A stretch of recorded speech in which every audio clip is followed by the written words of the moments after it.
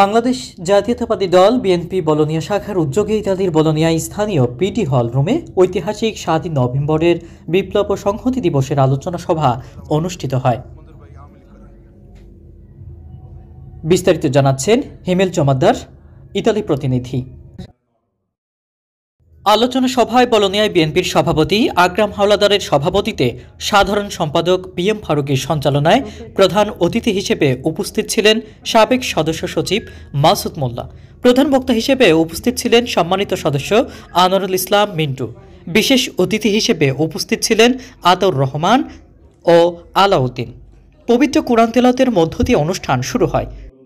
আলোচনা সভায় বক্তব্য রাখেন বলোনিয়া বিএনপি সিনিয়র সহসভাপতি ভিপি ইব্রাহিম, সহসভাপতি বাতেন দেওয়ান, মহিলা সম্পাদিকা নাজমুন নাহার শিউলি, রাসেল ফরাজি, মাহফুজুর রহমান, মিজানুর রহমান, ডিএম মিন্টু এবং আসাদুজ্জামান রানা সহ আরও অনেকেই।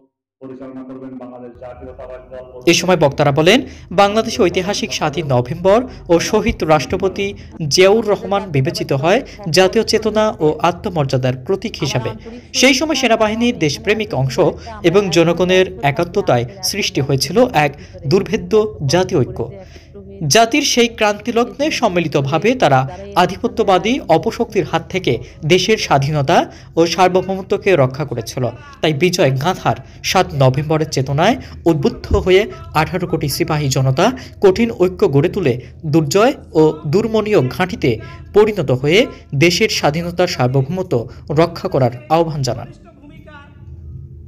আগামী নির্বাচনে বাংলাদেশে জাতীয়তাবাদী দল বিএনপিকে ভোটার মাধ্যমে জয়যুক্ত করার আহ্বান জানিয়ে বলোনিয়া বিএনপি সবাইকে নিয়ে একসাথে কাজ করার প্রতিশ্রুতি দেন। অনুষ্ঠানকে সাফল্যমণ্ডিত করার জন্য বাংলাদেশ জাতীয়তাবাদী দল বিএনপি বলোনিয়া শাখার পক্ষ থেকে সবাইকে আন্তরিক ধন্যবাদ ও কৃতজ্ঞতা প্রকাশ করেন। বিএনপি নেতৃবৃন্দকে আমি শুভেচ্ছা জানাচ্ছি। 100% আওয়ামী লীগ দালাল মুক্ত।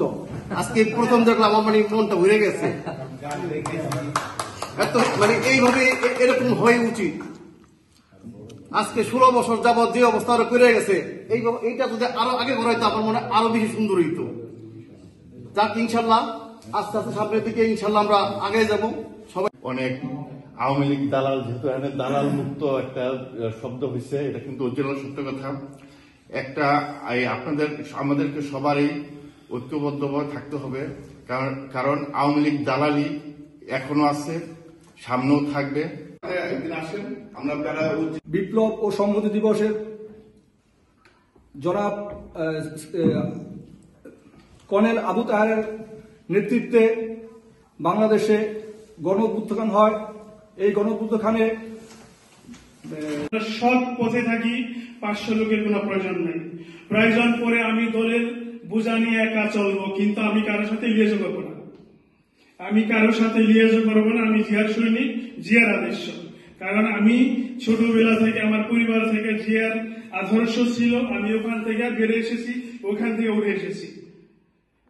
এবং খালেদ মোশাররফের নেতৃত্বে তো সেটা তারা শহীদ প্রেসিডেন্ট জিয়াউর রহমানকে সিপাহী জনতার মাধ্যমে তাকে কারামুক্ত করা হয় এবং তাকে তারা নেতা হিসেবে মানে এবং জোর করে তাকেই তারা সেনাবাহিনী প্রধান হিসেবে মানে এবং রাষ্ট্রনায়ক হিসেবে মেনে নেয়।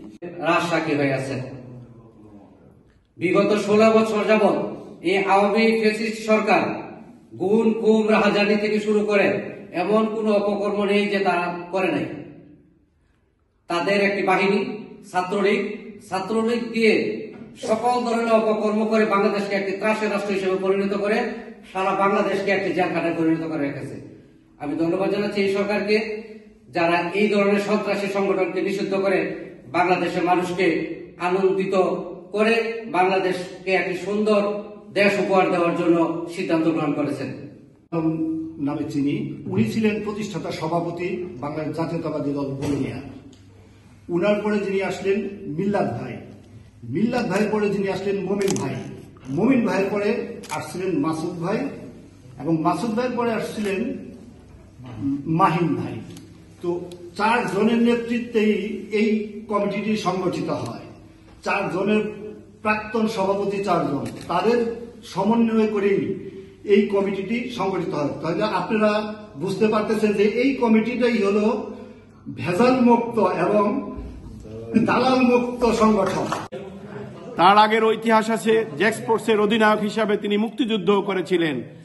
বাংলাদেশের সিপাহী জনতা অত্যন্ত বিচক্ষণ ছিলেন, তার কারণেই তাকে রাষ্ট্রীয় ক্ষমতা এনেছিলেন। সেই কারণেই সিপাহী জনতা বিপ্লবের মধ্য দিয়ে তাকে মুক্ত করেন এই 7ই নভেম্বর, এবং এই 7ই নভেম্বর মুক্ত করে বাংলাদেশ রাষ্ট্রের দায়িত্ব তার হাতেই দেন। এরপরে উনি উপলব্ধি করেন বাংলাদেশকে সমৃদ্ধ একটি শক্তিশালী রাষ্ট্র হিসেবে তৈরি করতে হলে একটি